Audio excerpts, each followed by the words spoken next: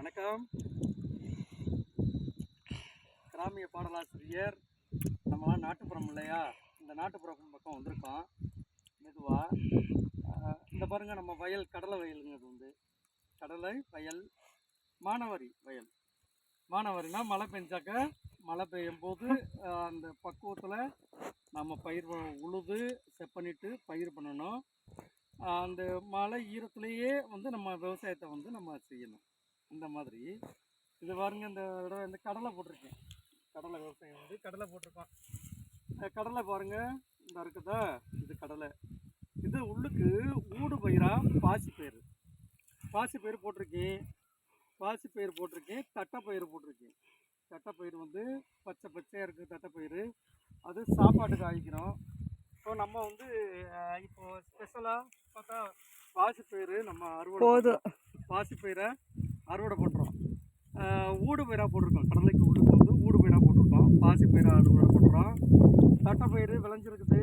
அந்த தட்டைப்பயிரை வந்து சாப்பாட்டுக்கு அப்பப்போ நம்ம அறுவடை பண்ணி சாம்பார் செய்கிறதுக்கு பயன்படுத்திக்கலாம். அந்த கடலையில் வந்து பாருங்கள், மானாவாரியிலே இவ்வளோ மகசூல் செய்ய முடியும். இதை வந்து நம்ம தெரிஞ்சுக்கிறணும். இது மாதிரி செய்யும் பொழுது நமக்கு கூடுதல் பலன் வந்து கிடைக்கும். இந்த கடலை வந்து கடலை செடியை பொறுத்த வரைக்கும் இந்த பாருங்கள், நல்ல காய்ச்சல் இருக்கணும். சரியான நேரத்தில் வந்து களை கொத்தி விடணும். கொத்தி விட்டு மண்ணெண்ணைக்கணும். தக்க உரம் வந்து அதில் நம்ம பயன்படுத்தணும். மருந்து அடிக்கிற நேரம் மருந்து அடிக்கணும்.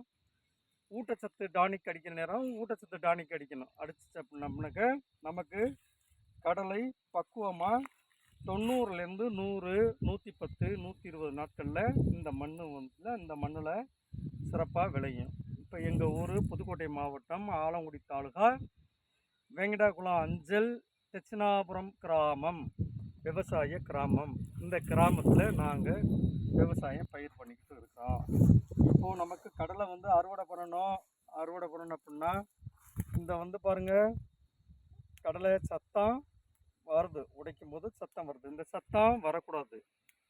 ஏன்னா பச்சையார்கள் வந்து நல்ல தேர்ச்சியான கடலையில் சத்தம் வராது. அதே மாதிரி இந்த கடலையை இங்கே பாருங்களே, பருப்பு வந்து வெள்ளையாக இருக்குது. இந்த பருப்பு தோல் வந்து சிவப்பாக கூடி வரும். நல்லா முதிர்ச்சியாகி சிவப்பாக, இந்த ரகத்தில் வந்து சிவப்புறத்தில் சிவப்பாக கூடி வரும். ஆக நம்ம இன்னும் கடலை அறுவடை பண்ணுறதுக்கு 10 நாள் டைம் இருக்குது. 10 நாள் 12 நாள் டைம் இருக்குது. இப்போதைக்கு பாசிப்பருப்பு அறுவடை செய்கிறோம்.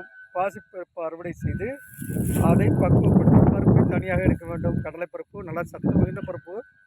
இதை நல்லா நிறைய சாப்பிடணும். சரியா? அடுத்த பதிவில் நம்ம சந்திப்போம்.